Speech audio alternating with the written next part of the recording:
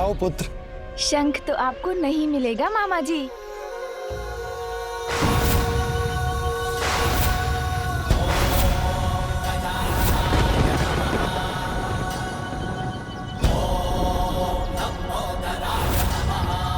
मेरा शंख। शंख तो गया मेरे उदर में।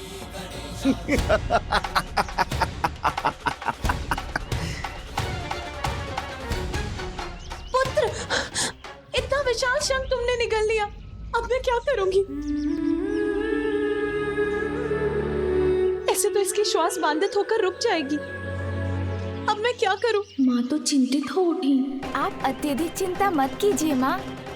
देखिए, मुझे तो कुछ भी नहीं हुआ, मैं तो सकुशल हूँ। प्रतीत होता है कि इस मूर्ख बालक की मृत्यु तो स्वतः ही हो जाएगी। उसके लिए मुझे कुछ नहीं करना पड़ेगा। क्यों मामा जी, अब आप क्या करेंगे? आपका शंख तो मेरे उदर में है। इस बालक को तो कुछ नहीं हुआ। प्रतीत होता है मेरा शंख ही संकट में पड़ गया है। भ्राता, एक बालक के साथ आप भी बालक बन गए। क्रीड़ा ही तो कर रहा था, दे देता आपका शंख। अब देखिए उसने क्या कर लिया। अब हम क्या करेंगे? मैं इसकी पृष्ठ पर वार करता हूँ। क्या? एक शंख के लिए आप मेरे पुत्र पर प्रहार करेंगे? नहीं नहीं देवी, प्रहार नहीं, मैं वो। माता यदि बालक खास दे तो कदाचित शंख बाहर निकल आएगा। हाँ, ये उचित है। पुत्र, तीर वेग से श्वास बाहर करो। बालक देखिए, ऐसे।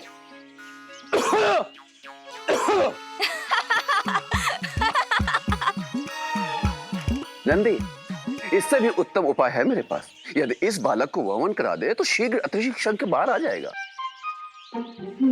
वमन? पुत्र, वमन करने का प्रयास करो शीघ्र।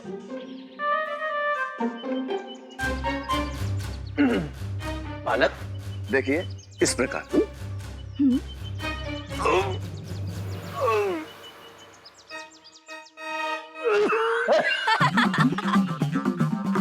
अरे ये तो तोलिए माते, बेली तो नहीं है। यदि हम बालक को उल्टा लगता दे तो तंत अपने आप बाहर आ जाएगा। पुत्र, तुम इस शंख को अपने शरीर से बाहर निकाल दो, अन्यथा। मैं समझ गया मुझे क्या करना चाहिए। मामा जी अब क्या करने वाले हैं?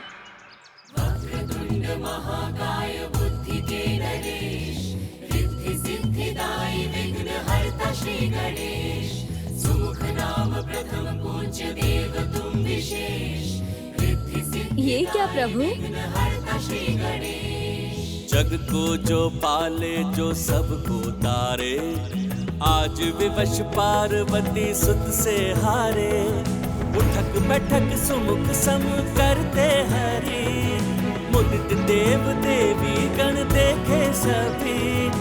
ये देख देख हंस पड़े विनायका, शंख उदर से जाके तब निकल सका।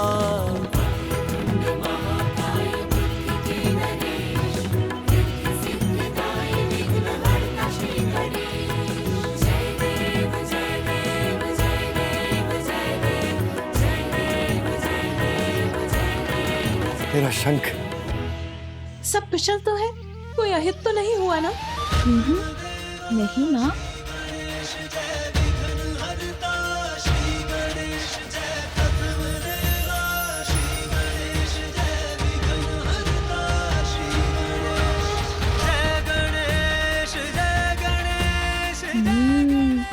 मामा जी ने शंख लेने की युक्ति लगा ही ली। जिसके उदर में अमृत का भंडार हो उसका कोई अहित कैसे कर सकता है। माहेश्वरी व्यर्थ ही चिंता कर रही है। माहेश्वरी के पुत्र की लार तो अमृत है। चलिए, आज इस क्रीड़ा के कारण हम सभी को श्री हरि के उदाहरण से एक बहुमूल्य सीख तो प्राप्त हो गई कि बालकों को कैसे बहलाया जाता है। बस अब तो प्रसन्न हो गए ना आप भ्राता? प्राप्त हो गया ना आपको आपका शंख? नंदी, शीघ्र जाकर मेरे पुत्र के लिए थोड़ा जल लेकर आओ। जी माता।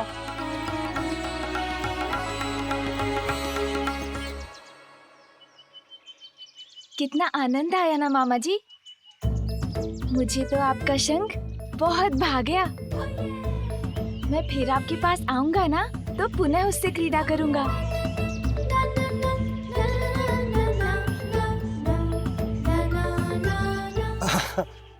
अवश्य पुत्र, क्यों नहीं? नहीं नहीं, कोई आवश्यकता नहीं है। मेरे पुत्र की नटखटता को बढ़ावा मत दीजिए। यदि पुनः उसने शंख को निगल लिया तो? किंतु इसमें मेरी क्या भूल है? चलो तुम अब, आज के लिए बहुत हुआ। अब तुम्हें निद्रा कर विश्राम करना है पुत्र। उचित है माँ।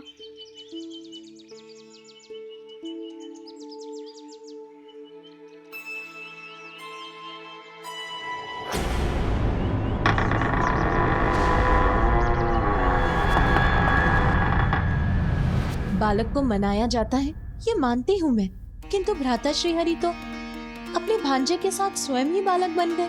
शंख ही दे दिया उसे। देना ही था तो कोई और क्रीड़ा की वस्तु दे देते। अब मैं भी अपने पुत्र के लिए ऐसी अनेकों क्रीड़ा की वस्तु लाऊंगी। माँ की गोद में आए विघन हरता। माँ, वो इतने रंग बिरंगे वस्त्र क्यों है यहाँ?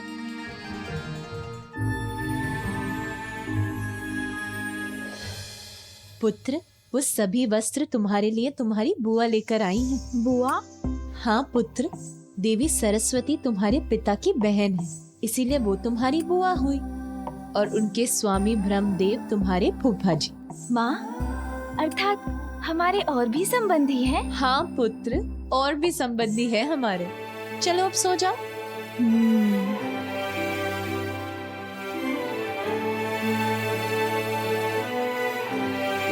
माँ? हाँ पुत्र? एक बात तो आपने बताई ही नहीं कि बुआ जी और फूफा जी का निवास कहाँ है? ब्रह्मलोक में पुत्र, और कहाँ। चलो अब सो जाओ।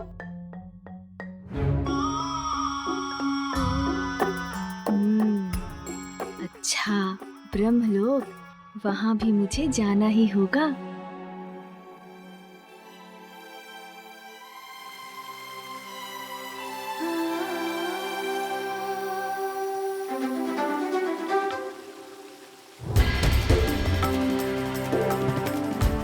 उत्सव की ध्वनि कहाँ से आ रही है? पार्वती, शीघ्र चलो। तुम्हारे माता पिता महाराज हिमावत और महारानी मैना आए हैं। वो यहाँ कैलाश आए हुए हैं। अब आ गई माँ।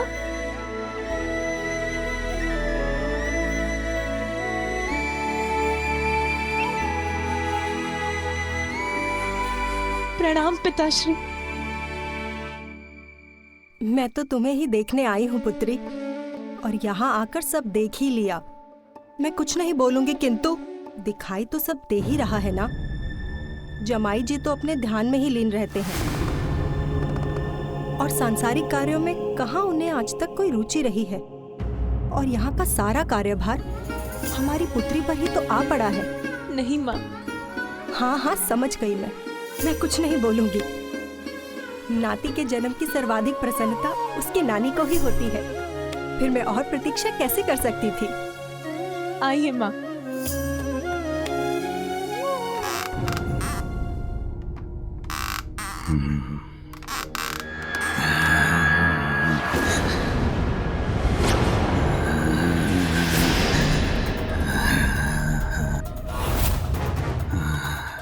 अब उचित है। एकाकी है ये बालक, निद्रा मग्न है।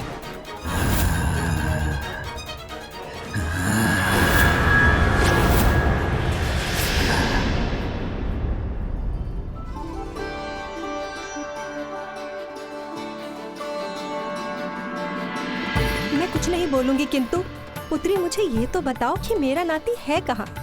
उससे भेंट करने के लिए मैं अधीर हो रही हूँ। उसे तो बुलवाओ। हाँ पुत्री, तुम्हारी माँ अपने नाती से भेंट कर उसे भांति भांति प्रकार के उपहार देकर उसे बिगाड़ना चाहती है।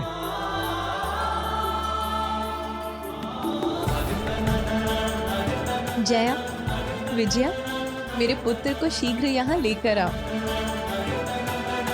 माँ, इतना कुछ लाने की क्या आवश्यकता थी? पुत्री, मैं अपने नाती से प्रथम भेंट करने वाली हूँ, तो उस पर अपनी स्नेह वर्षा करने का अधिकार तो है मुझे। मैं कुछ नहीं बोलूंगी, किंतु मैं चाहती हूँ कि मेरे नाती को वो सब कुछ प्राप्त हो जो एक राज परिवार के बालक को होना चाहिए। इसीलिए तो मैं उसके लिए ये सारे नवीन वस्त्र और अनेकों प्रकार के खिलौने लेकर आई हूँ। उसे आने तो दो। पुत्र उठो, देखो कोई तुम्हें देखने बहुत दूर से आया है। दिवस भर अपने नटखटपन से सबको सताने के बाद अब ऐसे निद्रा में मग्न हो। रुको, मैं उठाती हूँ तुम्हें।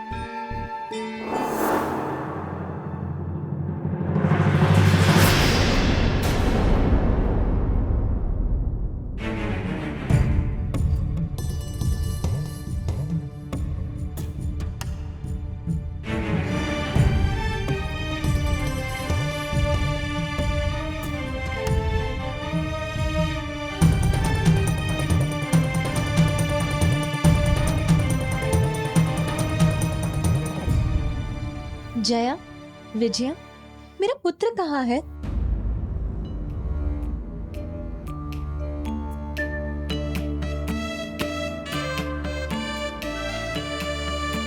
ओह, अभी वो अपने नाना नानी से परिचित नहीं है ना? कदाचित इसीलिए उसे यहाँ आने में संकोच हो रहा है ना? इसीलिए नहीं आया ना तुम्हारे साथ? रुको, मैं ही अपने पुत्र को यहाँ लेकर आती हूँ।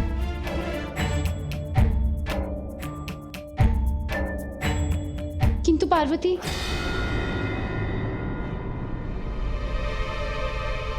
तुम्हारा पुत्र अपने कक्ष में नहीं है।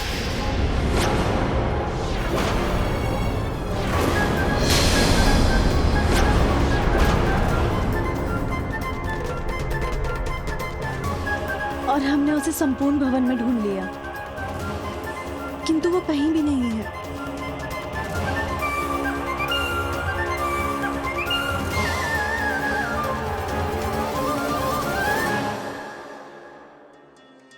किंतु ये कैसे संभव हो सकता है? वो अपने कक्ष में नहीं है और संपूर्ण भवन में भी नहीं है।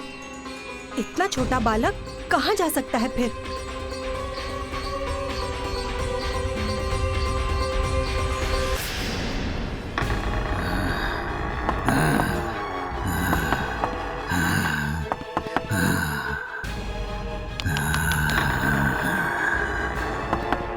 आश्चर्य, अकस्मात कहाँ चला गया ये बालक? यहीं देखता हूँ। पूर्व में भी वो यहीं भटक रहा था।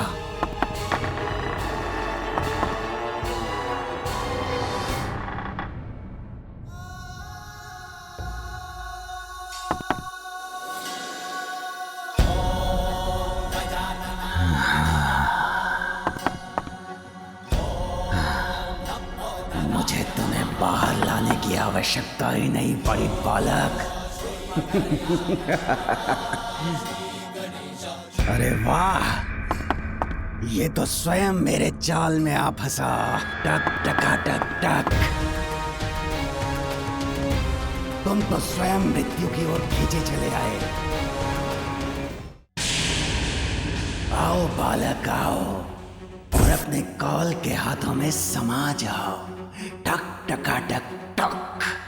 वज्रांतक के ये हाथ आतुर हैं तुम्हें मसल कर तुम्हारे प्राणों को हरने के लिए।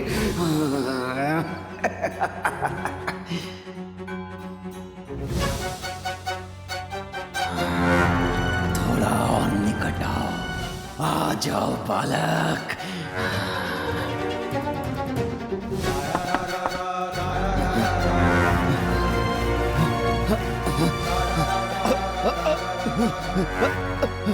कैसा है ये अंधकार? अंधकार में तो डूबना था इस बालक के जीवन को। उस पर पड़नी थी मृत्यु की भयावह काली छाया, किंतु इस अंधकार ने तो मेरी ही दृष्टि बाधित कर दी।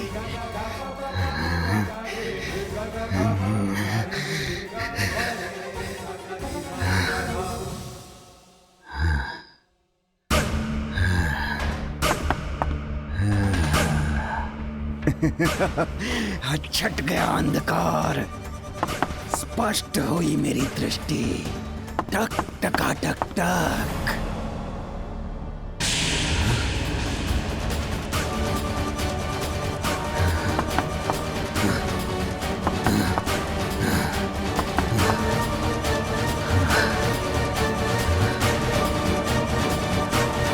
अब कहाँ गया ये बालक? क्या वायु में विलीन हो गया या धरती निगल गई इसे? इतने कम समय में दूर नहीं जा सकता। टक टका टक टक। शुभता का कंटक। मैं हूं वज्रांतक।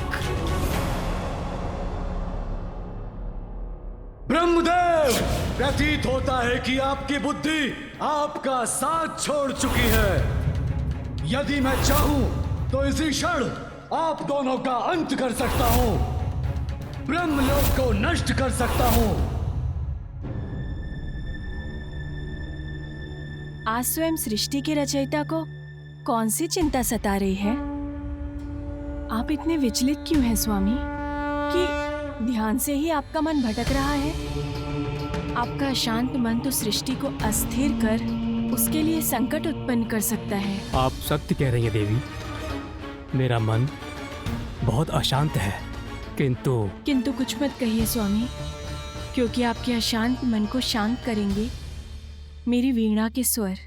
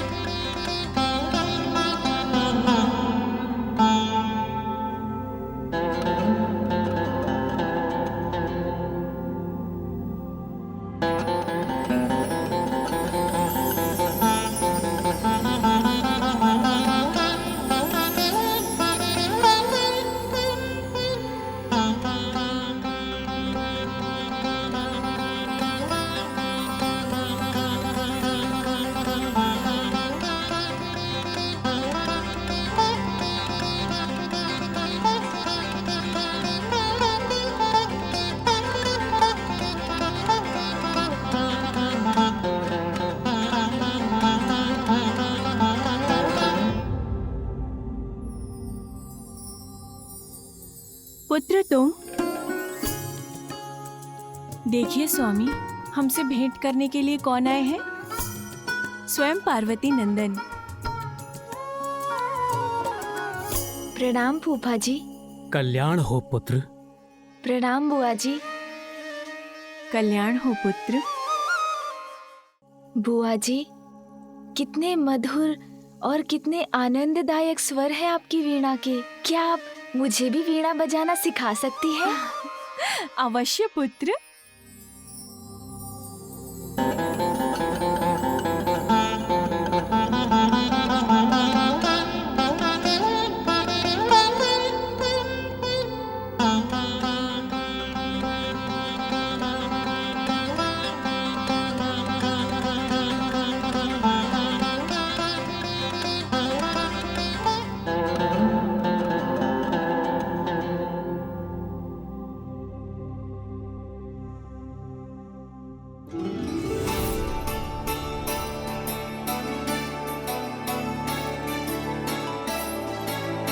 संकोच मत करो पुत्र, जैसा उचित लगता है वैसा स्वर छेड़ो। तुम शीघ्र सीख जाओगे और मुझे पूर्ण विश्वास है कि तुम मुझसे भी उत्तम संगीत की रचना करोगे।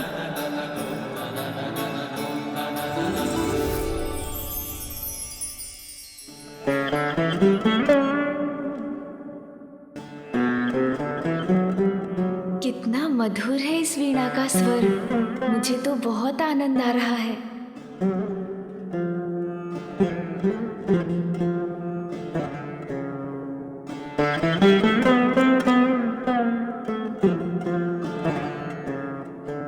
सुंदर, अति सुंदर पुत्र।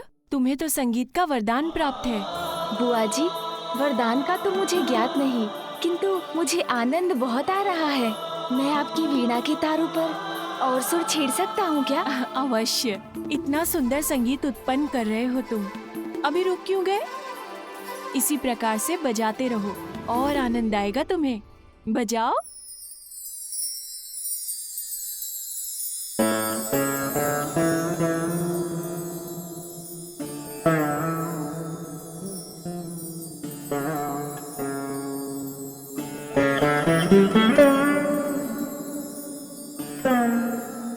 अमृतमयी कर्णप्रिय मधुर है इसका संगीत।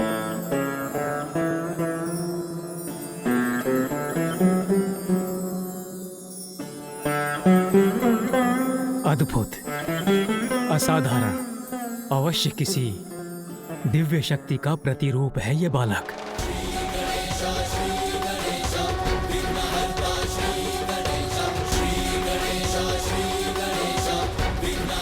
अब वो बालक किसी प्रकार मेरे हाथों से बच नहीं पाएगा।